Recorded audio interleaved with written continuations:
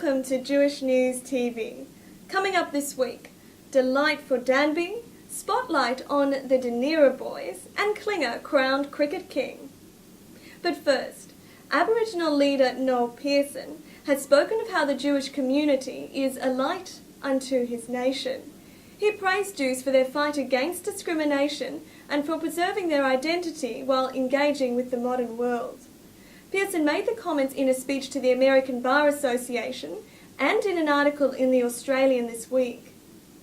In other news, political and communal leaders have been singing the praises of Michael Danby.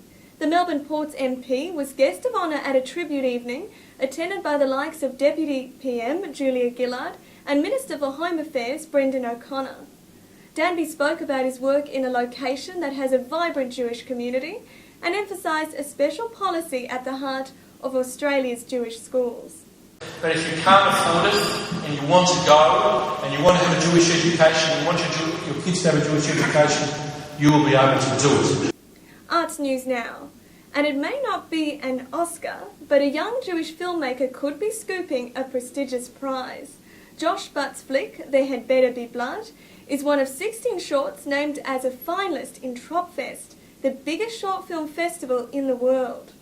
The 6-minute video follows rival brothers who are told by their mother that the next time their infighting lands them in trouble, there had better be blood.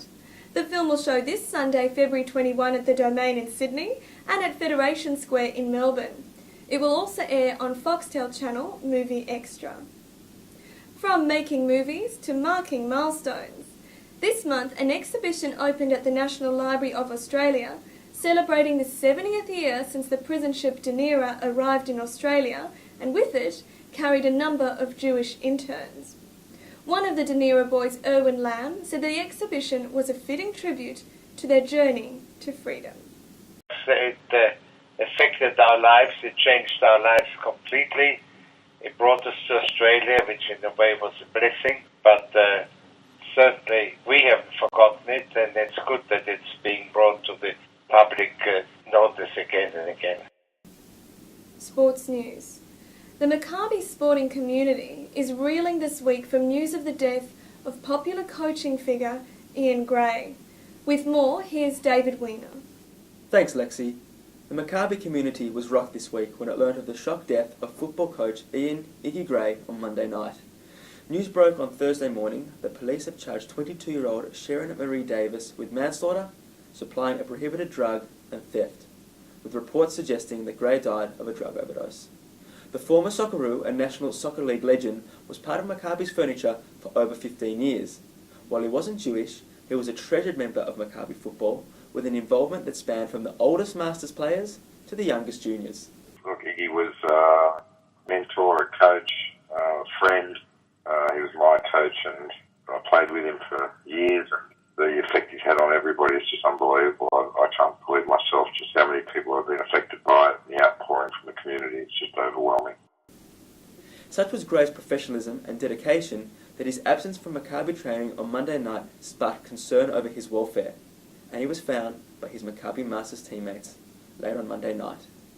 In the wake of the news, Maccabi has suspended training for the week, schools have provided counselling for affected kids, and a Facebook site, Rest in Peace Iggy, has been flocked with tributes. Gray was 46 years old. To brighter news now, and another stunning season from Michael Klinger has earned him back-to-back State Player of the Year awards at the Allan Border Medal.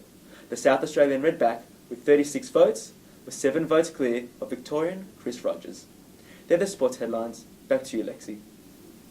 For all these stories and more, check out the Australian Jewish News, available every Thursday at your local newsagent. And log on to jewishnews.net.au for all the latest in news and views from the Jewish world. Thanks for joining us. I'm Lexi Landsman, and this is Jewish News TV.